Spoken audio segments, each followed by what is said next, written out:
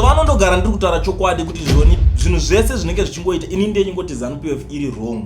Ameno kana uchiti right unokwanisa kuuya ende ndikuchallenge anyone anenge ari ready kuti tidebate nyaya idzodzo. Unongondibata ende nhamba dzangu magara munadzo. Muri yeZimbabwe ndadzoka zvekare nema-updates manyama andinogara ndakakubatirai pachannel yenyu Kulian TV, channel yevanhu. Kana uchinge watosvika panapa iri first time yako, gara wasubscribe wojoina this amazing YouTube channel patinoramba tichikupai zvese zvinenge zvichiitika munyika yekwedu. Ende kana uripo unoziva kuti unodedzera kuti pasi neZANU-PF kunge zvandinoita inini unenge watowana sahwira. Tanga nekulike this video right now kuitira kuti ZANU-PF yacho iboikani. Iko zvine zvitiri kutambira mashoko ari kubuda pari kunzwa nekumusi weFriday kwakatsva zvekare kuMbare kumagaba.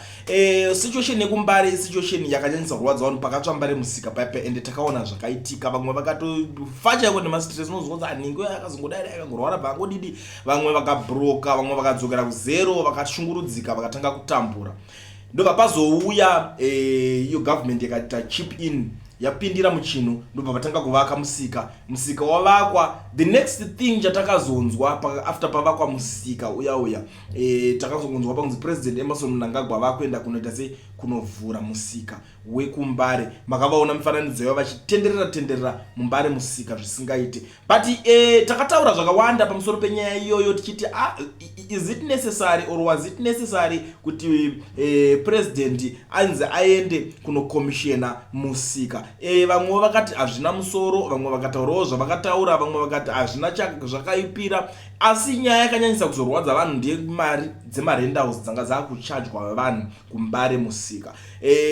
Kureva kuti pakatovhurwa imwe opportunity negovernment kuti nevanhu vari kushanda navo nezvigananda zvavari kushanda navo mudhiri racho kuti vatange kurova vanhu. Because nyaya yekuti vanenge vachinzwa mafigures kuti kuMbare kuri kutorwa mamillions emari, kuri kutodai so kuri kutenderera mari yakawanda. So ndobva vati regedzai tiende. Ende vanhu vekoko zvinezvo kwakutosetwa kuti vanhu vanenge vachibhadhara vachishandisa zvimapills something zvezvia kuti vazokwanisa kubhadhara mataxes. Muri kuona nyaya yacho iri kuitika. So iko zvinezvi ndo patiri kutambira mamwe mashoko manje ekunzi zvoni kumagaba kwakatsvawo. We are disappointed zvakanyanyisa. Tiri kurwadziwa muri yeZimbabwe. Ndiri kunyeberai kuti hatisi kuti zvedu government ndo inenge because last time nyaya yacho vanhu vese vai-accuse this government ichiti ndo yakaenda ikanopisa ikoko. Inini zvangu I'm not saying kuti ndo vakaenda vanopisa because handina umbowo kuti ndinhinga akaenda vanopisa, dai tatoona dai tatomubata. But last time pakazongonzi kuMbare ndigadha, meno gadha akangonzi akanga igadha idziya moto ndiye akakonzeresa moto wacho bwabvira bwapisa musika wese, ndo nyaya yakangotaurwa. But this time uku kumanje kwashata atoma 1 kwabvira futi. Mubvunzo wapo ndekuti munhu ari kuita zvinhu izvi ndiani, and what is the next step ichaitika kana kuti danho richatorwa kuti pazonhingina. Because chatisiri kuda ndechekuti munoona panzi patsvodaro vobvanya futi government kaikomhanya futi kuita kuti tatovaka futi zvatakaita kumakwana zvatakaita kuMbare musika. Ipapo tetakutaudzira kuti ndo vari kupisa kana zvinhu zvakadaro zvikaitika izvozvo. Because zati vakubenefita pazvinhu zvevanhu, vakutorera advantage vanhu. Saka takamirira kuda kuona next step yavo kuti ndeipi, what is going to happen next. Ende why vachida kuzotanga kuya kunomhanya unogadzira kana zvichinge zvatsva. Zvakaoma here kungotaura nevanhu pasina kana chinhu chinenge chazonzi chatsva. Ndataura ndatanzi kuti ndo vakapisa, but ndingoda kutobvunzawo manje kuti zvakaoma here kuti vaende vanotaura nevanhu kuti tauda kugadzira tivaka apa. Vanhu vokwanisa kubvisa zvopo shaya kana ita malosses ese anenge achiitika, mabig loss anenge achiitika. Zvakanyanyisa kuoma here to that extent. Because I remember kuMbare musika vakataura kuti vanhu vaita takatsvirwa futi nemari dzedu dzataitoshanda taidzichengeta muMbare musika imomo. Because taiti tikaenda kudzimba vamwe vangatata kuti takuterwa kudzimba nematsotsi. Mabata nyaya yacho. Saka kuti panenge paparara mari, poparara nezvinhu, stock, staff yezvinhu zvacho zvinhu zvakahodwa. Ndo nyaya dzacho dziri kunetsa. But inini muri yeZimbabwe ndinongoya panapa kuti tingoonesana. Handisi munhu wekuti ndenge chitaura yakanyanya steri ndida kuoma musoro kana kuti kudziya musoro. Ndenge ngoya kuti tingoonesana. Imimi ndimunokwanisa kuzondudzwa kuti munenge muchinyatsoiona senyaya iyo. Comment section yangu ndavhura. Muri kufungawo chipa musoro penyaya. Inini I'm disappointed. Zviri kundirwadza zvisingaite because ndinoziva chinonzi kurasikirwa nezvinhu loss ndonyatsoinzwisisa. Pane kuti ongomuka wakaningirikena. Alright. Kune vari muSouth Africa ndisanda kuvhurira hombe vanhu panapa nzizvo ndoda kuti musare makateerera. Kana uri muSouth Africa uchida kuregisterwa company yako, even if you are outside South Africa uchida kuregisterwa company, ubva FNB business account bata education research anamukoma Owen ishasha vanopedza masports ndokubasa kwavo izvo vanozvigona chinhu chokuti vakachimaster company hombe vanhu vese vamunoona mazimba vasina work permit kana study permit but vaine company are registered vakabatsirwa nana mukoma Owen ivavo ndo vanhu vacho but nyaya kuti mazimba amudza ane secret amudza ane tumadirika munozongowerekana munhu akutobudirira akutoita zvinhu zvake but aiwa inani naizvozvo munoziva kuti 1 gig ndoremerwa ndovatangochiti bvo education research yakauya kati Kuliend taurani maZimbabweans ndiwo unonyanya kusocialize now stereka vaudze kuti tavhurira opportunity zvinhu zvazvichangoitirwa vanhu vekumalawi chete hazvichangoitirwa vanhu vekumozambique chete hazvichangoitirwa vanhu vekunana Uganda kunyanya maUgandans aiwa mazimba futi mukana wavhurika but chinodiwa chete ivalid passport chete ubva wavhurirwa uri kwauri ikoko kungotora nhamba chetewo wototaura navo ngowati ndinoda kugadzirwa chakati ndivhurirwa zvinhu simple as that watoni company registered so contact him on the numbers that are showing on the screen otaura nawo mukoma Owen vokuregistera handiti so iko zvinezvi manje regedzai ndikusiyai makateerera something zvandanga ndichitaura kuti vanhu vari kuvhura hombe teererai mazondiudzawo zvamuri kufunga in the comment section ipapo kana muchinge mune something to say namba idzodzo basa radzo ndidzodzo munongondisira futi ipapapa zvamunenge muchida kutaura ndo vandakanda pachannel yenyu vanhu dera vakateerera zvakataurwa naTangirai from the beginning.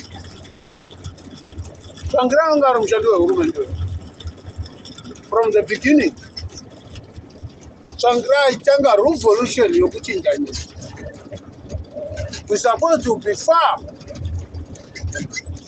with the development in Zimbabwe, but hatina kunge tagona kunge tine development because nemapenzi wawatinawo iwo vavakuona ke zvinezvi kukosha kwerevolution yokuchinja nyika vapera basa.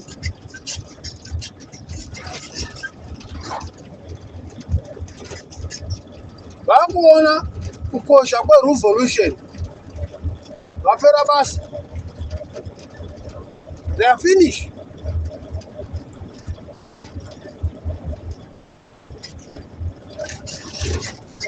Now their brain is opening and their mind is opening. In the vision they are opening, but they don't have the power.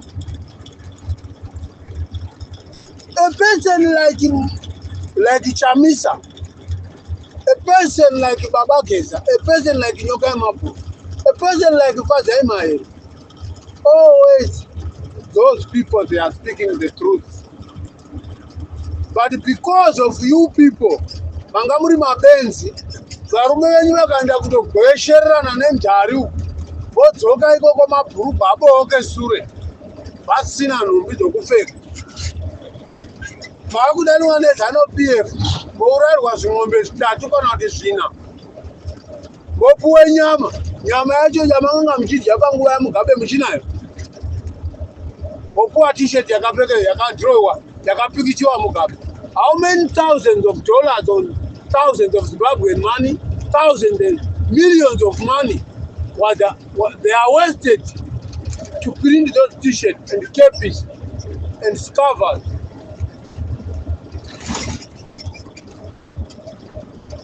and banners.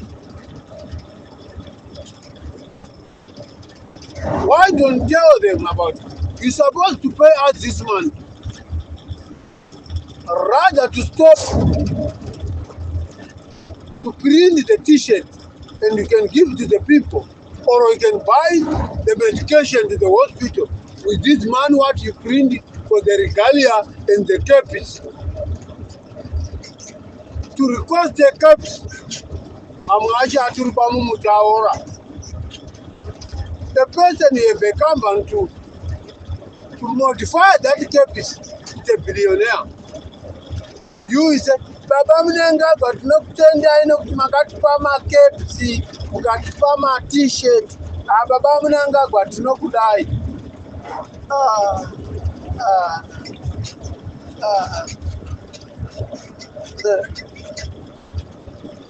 Uripenzi romu, murima penzi hawa. Murikuti Baba Mnanga kwa munovada, iwa zvavagadzira t-shirt. Vane mamiliyoni mangana varya nemari nemhuri dzavo. And mawabona shoni wakuteta chidictator cha baba wake. Shoni. Kutoshandisa chipower chedictator cha baba wake. Usatanyo. You what he heard, speak out. She must go back to Zimbabwe to speak out. Therefore, it's to say, yes, Zimbabwe cannot be if they are corrupt. She can wake up tomorrow to be dead for a miracle. Never see her again. Nonsense.